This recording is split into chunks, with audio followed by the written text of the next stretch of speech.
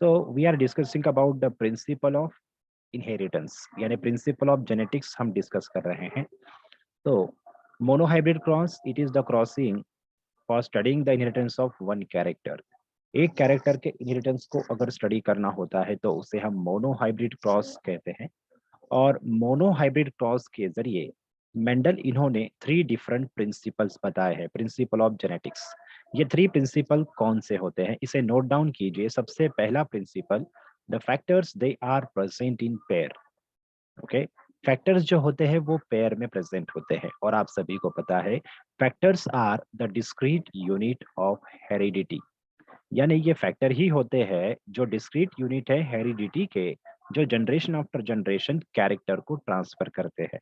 तो पहला जेनेटिक का प्रिंसिपल मेंडल्स इन्होंने बताया हुआ मोनोहाइब्रिड क्रॉस के जरिए. ये monohybrid cross, dihybrid cross, trihybrid cross, चाहे किसी भी क्रॉसिंग को कर लीजिए, तो factors are present in pair, ये सभी के लिए फॉलो किया जाता है. Then second one, dominance and recessiveness of the factor. ये जो पेयर में फैक्टर रहते हैं, फैक्टर्स अगर पेयर में होते हैं तो हम उसे 3 तरह से इन फैक्टर्स को हम लिखते हैं: homozygous dominant, homozygous recessive and heterozygous dominant. ठीक है, तो these these factors और genes they are present in pairs. Okay, और इनमें से अगर हेटेरोजाइगस कंडीशन होता है तब इन फैक्टर में से एक जो फैक्टर है वो डोमिनेंट होता है और दूसरा जो होता है that is the recessive. Okay, dominant और दूसरा होता है रिसेसिव. तो out of this 2 factors, one is dominance, another one is recessive. Then third one, ये जो फैक्टर्स होते हैं जो पेयर्स में होते हैं, ये सेपरेट होते हैं during gamete formation. Gamete formation होते समय 50% गैमेट्स में कैपिटल टी और 50% गैमेट्स में ये कैपिटल टी चला जाएगा. ओके, देन कैपिटल टी और स्मॉल टी. हेटेरोजाइगस कंडीशन में भी ये जो फैक्टर्स पेयर में हैं, ये गैमेट फॉर्मेशन के समय कैपिटल टी और स्मॉल टी 50-50%, इस तरह से ये गैमेट फॉर्मेशन के समय इनका सेपरेशन होगा. इसी को हम लॉ ऑफ सेग्रीगेशन कहेंगे. तो ये मोनोहाइब्रिड क्रॉस के जरिए मेंडल्स इन्होंने इस तरह के 3 इंपॉर्टेंट प्रिंसिपल्स बताए जेनेटिक्स के. सो इन प्रिंसिपल्स को नोट डाउन कीजिए या फिर इसका फोटोग्राफ ले लीजिए. ठीक है. सो देन फोर्थ वन, जो फोर्थ प्रिंसिपल मेंडल्स इन्होंने बताए हैं, उस फोर्थ प्रिंसिपल्स को हम लॉ ऑफ इंडिपेंडेंट असॉर्टमेंट के नाम से जानते हैं. ओके, यानी जो ट्रेड्स होते हैं. अब यहाँ पर ये मोनोहाइब्रिड क्रॉस के लिए ये 3 प्रिंसिपल्स है. यहाँ इन तीनों में एक कैरेक्टर के इनहेरिटेंस को स्टडी करते समय ये 3 डिफरेंट प्रिंसिपल्स मेंडल ने ऑब्जर्व किए थे. और चौथा जो प्रिंसिपल है वह प्रिंसिपल डाइहाइब्रिड क्रॉस स्टडी करते समय मेंडल इन्हें नजर आया और उसे हम कहते हैं the principle of independent assortment. उसे कहा जाता है the principle of independent assortment. जो ट्रेड्स होते हैं, more than one traits, okay, more than one pair of the trait, यहाँ पर ये जो फैक्टर्स है ये पेयर में प्रेजेंट है. ठीक है, कैपिटल टी ये पेयर में है, कैपिटल टी स्मॉल टी ये भी पेयर में है, और ये एक कैरेक्टर के लिए है. अगर मोर देन वन कैरेक्टर के लिए अगर होता है कैपिटल टी स्मॉल टी और capital R small R, okay, अगर इन्हें साथ में अगर हम लेंगे, दोनों को अगर साथ में लेते हैं, कैपिटल टी कैपिटल आर, ठीक है, तो इनका जो ये जो पेयर ट्रेट है, 2 या 2 से ज्यादा कैरेक्टर्स अगर हम कंसिडर करते हैं, तब ये जो पेयर ट्रेट्स होते हैं इनका इंडिपेंडेंट असॉर्टमेंट होता है. यानी कोई भी ट्रेट किसी और ट्रेट के साथ ट्रांसफर हो सकता है नेक्स्ट जनरेशन में. ओके, तो इसे इंडिपेंडेंट असॉर्टमेंट कहा जाता है, उसे हम आगे डिस्कस करेंगे. तो आज हमारा जो टॉपिक है वो है law of dominance and law of segregation. इन दोनों लॉज को आज हमें स्टडी करना है. Okay, so factors present in pair ये सभी के लिए लागू होता है, सभी के लिए ये यूनिवर्सल प्रिंसिपल है, सभी डिप्लॉयड ऑर्गेनिजम्स के लिए. सभी तरह के डिप्लॉयड ऑर्गेनिजम्स के लिए या जिसमें सेक्सुअल रिप्रोडक्शन होता है, उन सभी के लिए फैक्टर्स प्रेजेंट इन पेयर, ये प्रिंसिपल ये यूनिवर्सल प्रिंसिपल है सभी तरह के सेक्सुअली रिप्रोड्यूसिंग ऑर्गेनिज्म के लिए। Okay, then second one, dominance and recessive factors. ये जो लॉ ऑफ डोमिनेंस है ये यूनिवर्सली एप्लीकेबल नहीं है। ओके, ये क्यों नहीं है वो आगे जाकर समझ में आएगा आप सभी को। देन सभी सेक्सुअली रिप्रोड्यूसिंग ऑर्गेनिज्म में, सभी रिप्रोड्यूसिंग ऑर्गेनिज्म में हम जिसे हाईलाइट करने जा रहे हैं वो यूनिवर्सली एप्लीकेबल प्रिंसिपल्स है। ओके, तो कॉन्ट्रास्ट लॉ ऑफ सेग्रीगेशन ये भी यूनिवर्सली एप्लीकेबल प्रिंसिपल है। Okay, factors present in pair, law of segregation, ये दोनों प्रिंसिपल्स यूनिवर्सली एप्लीकेबल प्रिंसिपल्स है। मगर लॉ ऑफ डोमिनेंस और लॉ ऑफ इंडिपेंडेंट असॉर्टमेंट ये यूनिवर्सली एप्लीकेबल प्रिंसिपल नहीं है। क्यों नहीं है, इसे हम इसका रीजन हम आगे देखते हैं। ओके, तो आज डिस्कस करना है हमें लॉ ऑफ डोमिनेंस को। So law of dominance and law of segregation. Okay, law of dominance और लॉ ऑफ सेग्रीगेशन, इन दोनों लॉस को हमें एक ही साथ स्टडी कर लेना है। ओके, क्योंकि ये दोनों भी मोनोहाइब्रिड क्रॉस के जरिए समझाए जा सकते हैं आसानी से। सो मोनोहाइब्रिड क्रॉस क्या होता है ये हमने कल डिस्कस किया। मोनोहाइब्रिड क्रॉस का रेशो क्या होता है, फिनोटाइपिक रेशो 3:1, ये भी हमने कल डिस्कस किया है। और मोनोहाइब्रिड क्रॉस का जीनोटाइपिक रेशो 1:2, 2:1 होता है, ये भी हमने कल डिस्कस किया है। Okay, so law of dominance कैसे एक्सप्लेन करेंगे या लॉ ऑफ सेग्रीगेशन को कैसे एक्सप्लेन करेंगे। इन दोनों लॉ को एक्सप्लेन करने के लिए सबसे पहला पॉइंट आपको याद रखना है, what is the statement of the law. चाहे वो लॉ ऑफ डोमिनेंस हो, लॉ ऑफ सेग्रीगेशन हो या फिर लॉ ऑफ इंडिपेंडेंट असॉर्टमेंट हो, इन तीनों लॉस को हम इस तीन तीन पॉइंट्स के जरिए आप इसे एक्सप्लेन करेंगे। सबसे पहला स्टेटमेंट, स्टेटमेंट क्या होती है उस लॉ की, उसे एक्सप्लेन करना है। सेकेंड वन, कंप्लीट एक्सपेरिमेंट का एक्सप्लेनेशन देना है, जो भी हाइब्रिडाइजेशन की प्रोसीजर है उसे एक्सप्लेन करना है। और फिर लास्ट में कंक्लूजन और रिजल्ट्स जो होता है उस लॉ का, ओके, उस लॉ का रिजल्ट क्या होता है और वो लॉ किस कंक्लूजन के बेसिस पर प्रूव होता है, ये पॉइंट्स एक्सप्लेन करना है। इन तीन पॉइंट्स के जरिए हम लॉ को समझ सकते हैं, लॉ ऑफ डोमिनेंस और लॉ ऑफ सेग्रीगेशन, साथ ही साथ लॉ ऑफ इंडिपेंडेंट असॉर्टमेंट को भी। सबसे पहले स्टेटमेंट क्या होगी।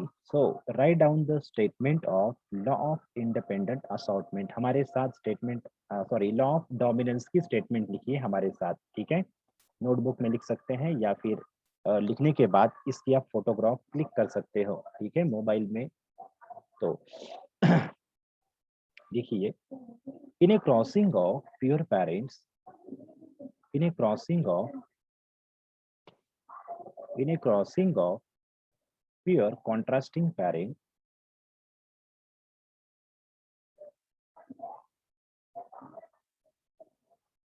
the trait that express in the trait or the gene, the trait or the gene that express in that expressed in F1 generation is called F1 generation is called dominant trait, is called dominant trait, while which do not express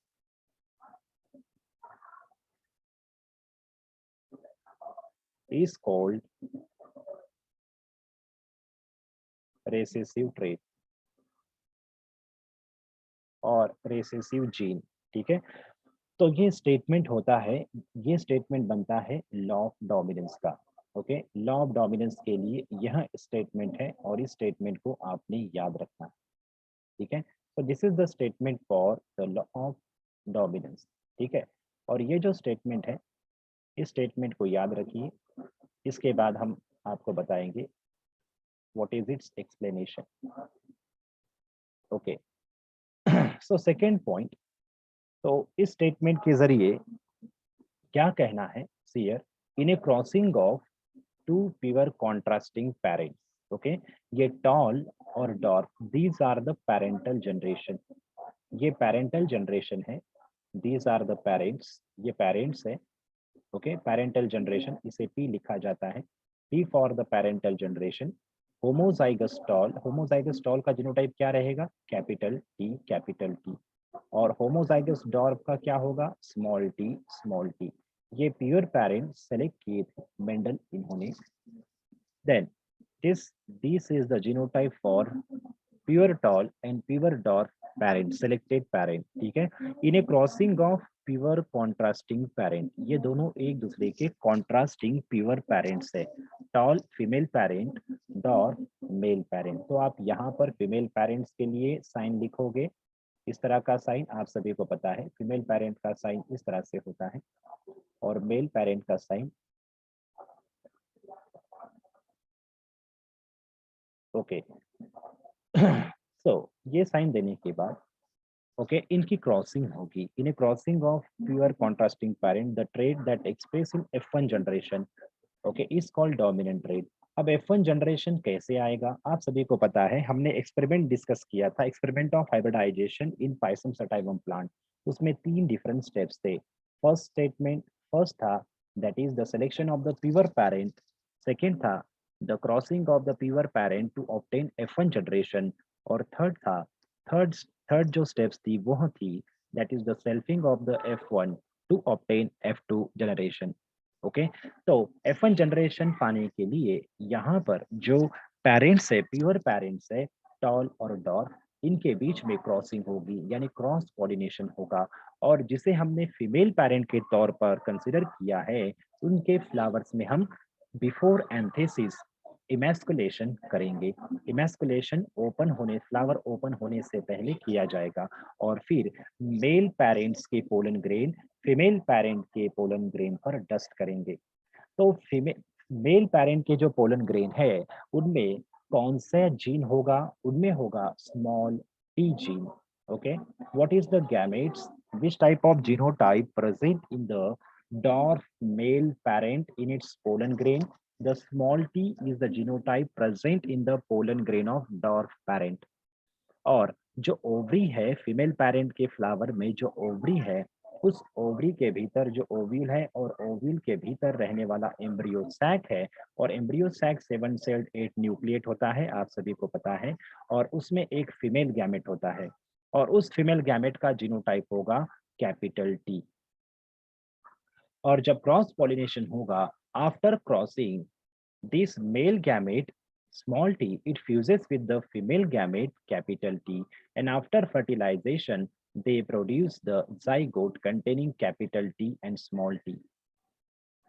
और Mendel's ने देखना चाहा कि उस F1 generation के जो plants, जो seeds मिले थे, after fertilization seed setting occurs, okay, then seed setting occur, seed जो है वह नजर आए, यानी फर्टिलाइजेशन कंफर्म हो गया था, क्रॉस पॉलिनेशन का रिजल्ट आ गया था, ठीक है। So what is the result, result is the F1 generation obtain bye the Mendel.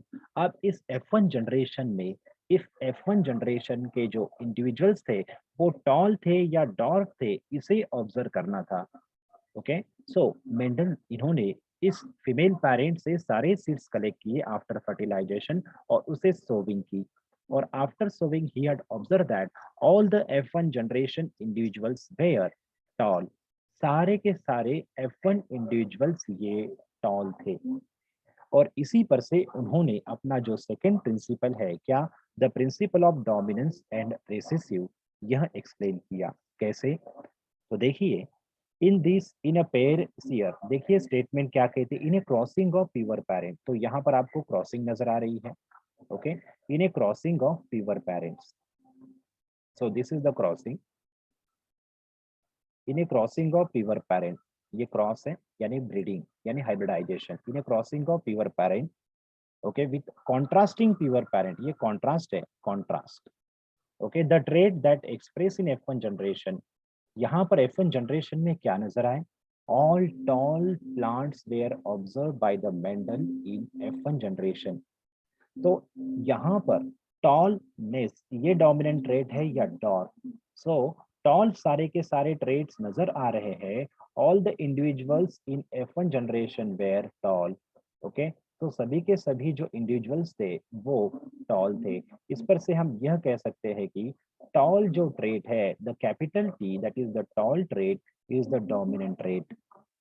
और जो F1 जनरेशन में एक्सप्रेस नहीं होता, while which do not express is called the recessive trait।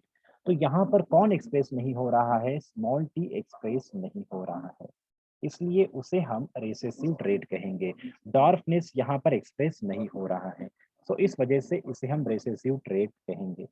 और जो एक्सप्रेस हो रहा है उसे हम डोमिनेंट ट्रेट कहेंगे। Hence, the result indicate that all the individuals after sowing the seeds in F1 generation, all the individuals express the tall phenotype। सारे के सारे F1 जनरेशन वाले इंडिविजुअल्स ने टॉल फिनोटाइप एक्सप्रेस किया। इस पर से क्या कंक्लूजन निकलता है? इस पर से यह कंक्लूजन निकलता है कि कैपिटल टी और स्मॉल टी प्योर पेरेंट्स जब क्रॉस किए गए और क्रॉस करने के बाद सिर्फ कैपिटल टी ही एक्सप्रेस हुआ, इसका मतलब capital T is the dominant trait. जो ट्रेट F1 जनरेशन में एक्सप्रेस होता है उसे डोमिनेंट कहा जाएगा, और जो एक्सप्रेस नहीं होता है उसे रेसेसिव कहा जाएगा। सो यहाँ पर लॉ ऑफ डोमिनेंस प्रूव होता है, मगर law of dominance is not universally applicable principle. ये जो लॉ ऑफ डोमिनेंस है ये यूनिवर्सली एप्लीकेबल प्रिंसिपल नहीं है।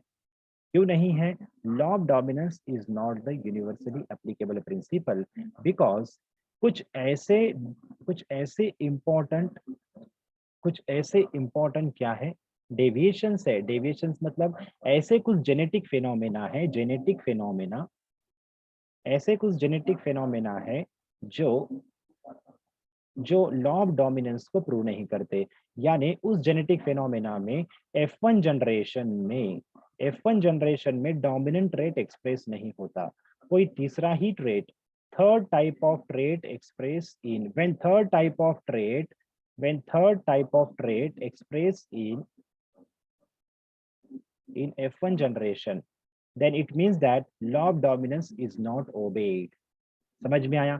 जब F1 जनरेशन में तीसरे टाइप वाला ट्रेट नजर आता है, यहाँ पर दो पेरेंट्स के दो डिफरेंट फिनोटाइप है, एक का टॉल है दूसरे का डॉर्फ है, और यहाँ F1 में टॉल फिनोटाइप नजर आ रहा है, ठीक है। मगर लॉ ऑफ डोमिनेंस कब एप्लीकेबल नहीं होगा? जब दोनों में से किसी भी पेरेंट का ट्रेट F1 जनरेशन में नजर आएगा ही नहीं। ओके, ना वो टॉल नजर आएगा, ना वो डॉफ नजर आएगा, कुछ और ही नजर आएगा, मीडियम हाइट वाला नजर आएगा, तब वहां पर लॉ ऑफ डोमिनेंस एप्लीकेबल नहीं होगा। या फिर फ्लावर कलर लेंगे, रेड फ्लावर लेंगे, white flower, red flower parents को क्रॉस करेंगे और F1 में हमें पिंक कलर का क्या मिलेगा? फ्लावरिंग प्लांट्स इंडिविजुअल्स मिलेंगे, तो वहां पर लॉ ऑफ डोमिनेंस ओबे नहीं होगा। तो ऐसे कुछ जेनेटिक फिनोमेना है जिसमें F1 जनरेशन में दोनों में से किसी भी पेरेंट्स की तरह ट्रेट नजर नहीं आता है, कोई और ही तीसरा प्रकार का फिनोटाइप नजर आता है, ट्रेट नजर आता है। ओके, फिनोटाइप्स अलग सा नजर आता है, तो उसे हम लॉ ऑफ डोमिनेंस एप्लीकेबल नहीं होता है ऐसे कहेंगे, ठीक है। तो वो कौन से जेनेटिक फिनोमेना है उसे हमें आगे जाके डिस्कस करना है। इनकम्प्लीट डोमिनेंस या पार्शियल डोमिनेंस उसे कहते हैं। इनकम्प्लीट और पार्शियल डोमिनेंस ये एक फिनोमेना है जहां पर F1 जनरेशन ये यहाँ पर F1 जनरेशन दोनों में से किसी भी पेरेंट्स की तरह नहीं होती। और दूसरा को डोमिनेंस हमें स्टडी करना है, को डोमिनेंस। ओके, तो ये दोनों जेनेटिक फिनो ऐसे है जहां पर F1 जनरेशन दोनों में से किसी भी एक पेरेंट्स की तरह नहीं होती, ठीक है। तो इसी वजह से law of dominance is not universally applicable. समझ में आया बच्चों? सो लॉ ऑफ डोमिनेंस इसी वजह से यूनिवर्सली एप्लीकेबल नहीं है, तो यहाँ पर लॉ ऑफ डोमिनेंस समाप्त होता है, ठीक है। So law of segregation study करेंगे बच्चों। लास्ट का 1 मिनट बचा हुआ है, आपको किसी को कुछ डाउट है तो आप पूछ सकते हैं। Do you have any doubt? किसी को कोई डाउट है तो पूछ लीजिए। नेक्स्ट ओके, नेक्स्ट इसमें जो है हम